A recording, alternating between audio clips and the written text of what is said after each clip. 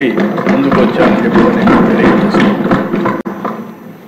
అలాంటి పరిస్థితుల్లో ఈ రాష్ట్రానికి ఒక విజ్ఞతతో ప్రజలు ప్రవర్తించారు. ఆ విజ్ఞత మీరు చూస్తే కీలకమైన సమయంలో 21 ఎంపీలను గెలిపించారు ఎన్డీఏ కూటమి అభ్యర్థుల్ని. దీనివల్ల ఢిల్లీలో కూడా మన పరపతి పెరిగింది.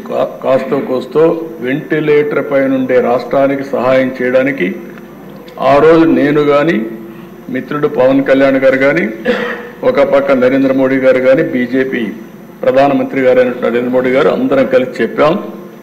దాని మీద పూర్తిగా కేంద్రం కూడా సహకరించే పరిస్థితికి వచ్చారు.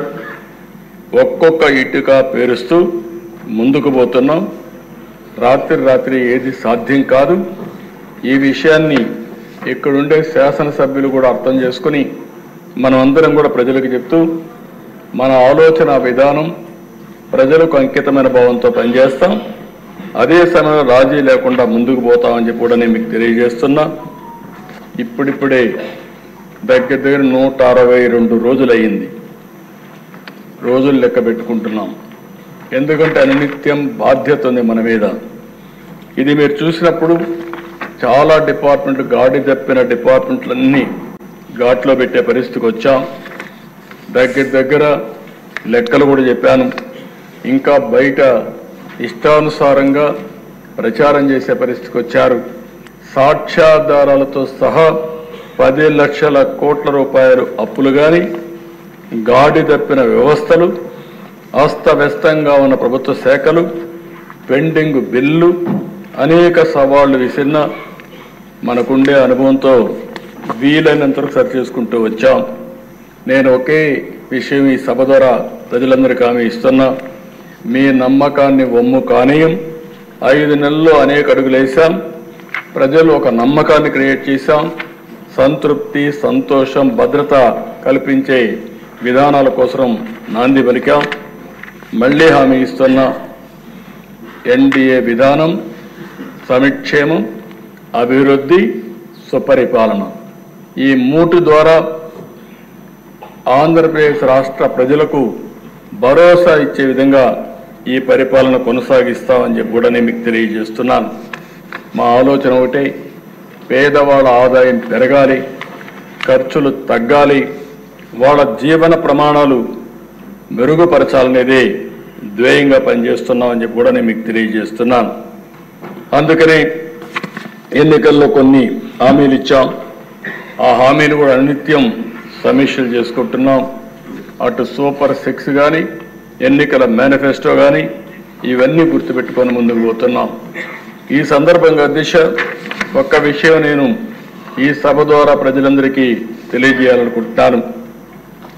సంక్షేమం అనేది తెలుగుదేశం పార్టీతోనే ప్రారంభమైంది.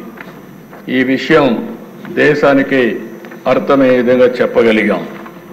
మీరు మొట్టమొదటిసారిగా అధ్యక్ష చూస్తే తెలుగుదేశం ఆవిర్భావంతోనే కూడు, గూడు, గుడ్డ అనే నినాదంతో సంక్షేమ పథకాలు మొదలుపెట్టాం. 2 రూపాయల కేజీ బియ్యం ప్రారంభించింది తెలుగుదేశం పార్టీ, గౌరవనీయులు ఎన్టీ రామారావు గారు. అది ఈరోజు ఫుడ్ సెక్యూరిటీగా దేశం మొత్తం అమలైందంటే అది తెలుగుదేశం పార్టీ చూపించిన చొరవ, ఒక స్ఫూర్తి అని చెప్పి కూడా నేను మీకు తెలియజేస్తున్నా. పేదవాళ్లకు పింఛన్ ఇవ్వాలి, వీళ్ళకి ఇబ్బందులు ఉన్నాయని 30 రూపాయల పింఛన్తో ప్రారంభించింది తెలుగుదేశం పార్టీ. అది ఈరోజు ఈ రాష్ట్రంలో 4,000 రూపాయలు పింఛన్ ఇచ్చే పరిస్థితికి వచ్చాం.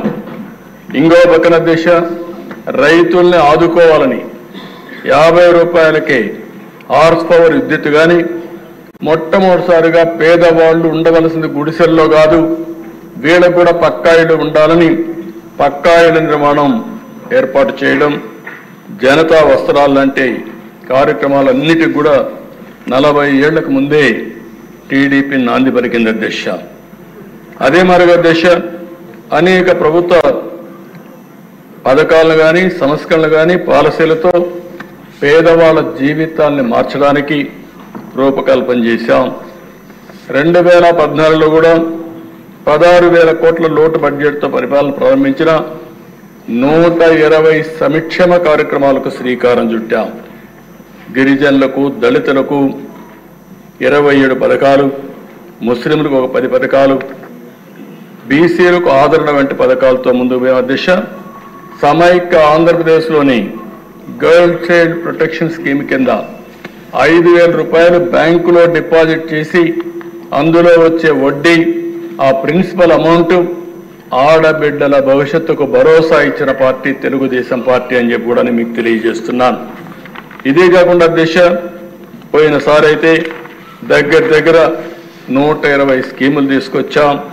ఎన్టీఆర్ బేబీ కిట్ కానీ, తల్లి బిడ్డ ఎక్స్ప్రెస్ కానీ, అనేక సంక్షేమాలు, బీమా 5 లక్షల రూపాయలు బీమా ఇవ్వడం, మట్టి ఖర్చులకు 10,000 రూపాయలు ఇవ్వడం, కడాన ఎవరైనా చనిపోతే గౌరవప్రదంగా వీడ్కోలు ఇవ్వాలని మహాప్రస్థానం పెట్టి డెడ్ బాడీని కూడా శ్మశాన వర్గ తీసుకుపోయి గౌరవంగా అంత్యక్రియలు చేపించేదానికి శ్రీకారం చుట్టాం దిశ.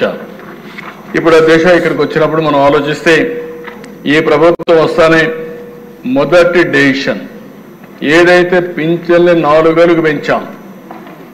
ఎన్టీ రామారావు గారు 30,000 రూపాయలతో ప్రారంభించిన పేదల పింఛను 4,000 రూపాయలు పెంచడం దేశంలోని మొట్టమొదటిసారి ఒకరిద్దరు దిశ 64 లక్షల మందికి ఇస్తున్నాం.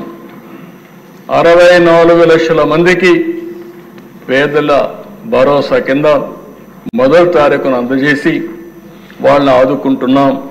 ఇంకో పక్క ఎవరైతే దివ్యాంగులు ఉన్నారో వారికైతే 6,000 రూపాయలు, దేశంలో ఎక్కడా ఈ విధంగా 6,000 రూపాయలు ఇస్తున్నాం. ఇంకో పక్కన అనారోగ్యంతో బాధపడే వాళ్ళకి 10,000, 15,000 ఇచ్చి వారందరినీ ఆదుకునే పరిస్థితి తీసుకొచ్చాం.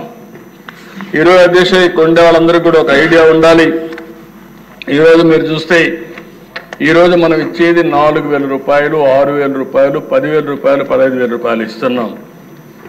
మన తర్వాత ఇచ్చేవాళ్ళు దేశంలో చాలా సంపన్న రాష్ట్రాలు ఉన్నాయి, ఆదాయం ఎక్కువ వచ్చే రాష్ట్రాలు ఉన్నాయి. ఈరోజు మహారాష్ట్ర ఉంది, లేకపోతే తమిళనాడు ఉంది, కర్ణాటక ఉంది. విభజన తర్వాత మనకంటే తెలంగాణ కూడా ఆదాయం ఎక్కువ వస్తుంది.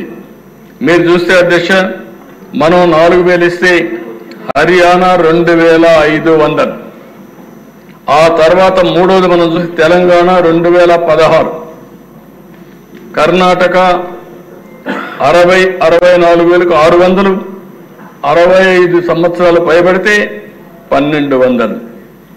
ఇంకో పక్కన దేశ తమిళనాడులో 1,200. మనం ఇచ్చేది 4,000, 6,000, 10,000, 15,000 ఇస్తే వాళ్ళు ఇచ్చేది 1,200.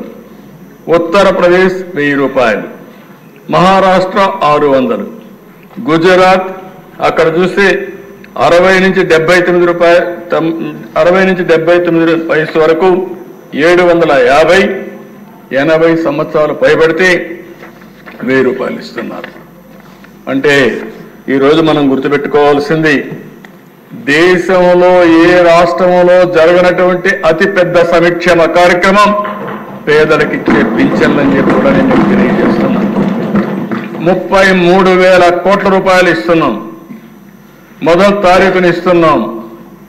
అవసరాన్ని బట్టి, వాళ్ళ ఆర్థిక పరిస్థితులను బట్టి, వాళ్ళకుండే సమస్యలను బట్టి మానవతా దృక్పథంతో ఈ యొక్క పెన్షన్లు ఇస్తున్నామని చెప్పి కూడా నేను మీకు తెలియజేసుకుంటున్నాను. రెండవ కార్యక్రమం అధ్యక్ష పేదల కోసం ఇప్పటికే 198 చోట్ల అన్నా క్యాంటీన్లు ప్రారంభించాం. ఇంకా నేను ముందే చెప్పాను, పాతవన్నీ ప్రారంభిస్తాం.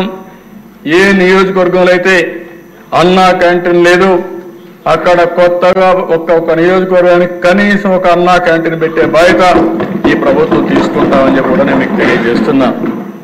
పేదవాళ్ళకి, ఆకలేసేవాడికి కనీసం కడుపు నిండా తిండి పెట్టడం మన బాధ్యత అధ్యక్ష. అందుకే మీరు చూస్తే అన్నా క్యాంటీన్లో బ్రేక్ఫాస్ట్ కానీ, లంచ్ కానీ, డిన్నర్ కానీ 5 రూపాయలకే ఇచ్చే ఏకైక ప్రభుత్వం ఎన్డీఏ ప్రభుత్వం ఆంధ్రప్రదేశ్ అని చెప్పి నేను మీకు తెలియజేస్తున్నా. ఇప్పటికే 3 పూట్ల చూస్తే 1,18,81,765 మంది అన్నా క్యాంటీన్లో భోంచేశారు అధ్యక్ష. అది విన్నప్పుడు ఒక ఆనందం, ఒక తృప్తి. నేను ఒకటే అప్పీల్ చేశాను అధ్యక్ష. ఈరోజు తిరుమల తిరుపతి దేవస్థానంలో ఎన్టీ రామారావు గారు ఆ రోజు క్యాంటీన్ ప్రారంభించారు, అన్నదానం ప్రారంభించారు. ఈరోజు డబ్బులు కూడా కార్పస్ బాగా డెవలప్ అయింది. వడ్డీతో కనీసం వడ్డీ ఖర్చు పెట్టినా 1,00,000 మంది పెట్టే పరిస్థితికి వచ్చారు. ఇంకా కార్పస్ కూడా పెరుగుతా ఉంది. ఒక స్ఫూర్తి, ఒక ఆలోచన ఏ విధంగా పనిచేస్తున్నదానికి తిరుమలలో అన్నదానమే ఒక ఉదాహరణ అని చెప్పి కూడా నేను మీకు తెలియజేసుకుంటున్నాను. అందుకని అధ్యక్ష, ఇక్కడ కూడా అందరికీ అప్పీల్ చేస్తున్న దాతలందరికీ, మీ దగ్గరలో ఉండే అన్నా క్యాంటీన్కి ఒక రోజున మీరు పుట్టినరోజు కానీ, మీ ఇంట్లో మంచి కార్యక్రమం చేసే సమయంలో కానీ, మీ కుటుంబ సభ్యుల్ని గుర్తుంచుకునే కార్యక్రమం చేసే సందర్భంలో కానీ ఒక 10 మందికి భోజనం పెట్టాలంటే అన్నా క్యాంటీన్ ఉపయోగించుకోండి. అన్ని దానాల కంటే అన్నదానం పవిత్రమైనది. ఈ కార్యక్రమానికి నాంది పలికి డబ్బులు పెట్టడానికి ప్రభుత్వానికి కష్టం కాదు అధ్యక్ష. నేను సమాజంలో కూడా స్ఫూర్తిని ప్రమోట్ చేయాలనుకుంటున్నాను, స్ఫూర్తిదాయకంగా ముందుకు పోవాలనుకుంటున్నాను.